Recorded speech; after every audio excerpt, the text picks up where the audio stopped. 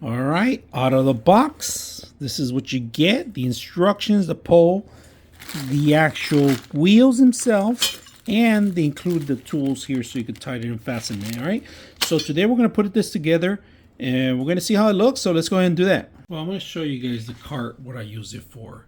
I do a lot of 3D printing and I sand and art and paint.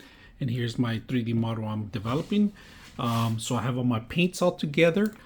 Section where I keep a sandpaper, extra filters for my masks, liquids and so forth. And underneath I have tools, lots of little tools here and there. So I could grab onto certain things, sand little things out here and there. Extra brushes in case I need it. So the little cart, I even attach a blue light. So when I want to make sure the adhesive is going to stick, some spray cans and so forth. So the little cart I use a lot for moving around my little shop, my workshop here that I have. And this is pretty much how I have it.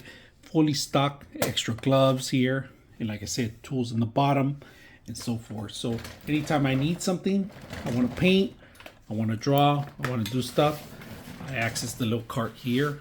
And like I said, it's adjustable. You can set it up however you want. This is one way I have to use.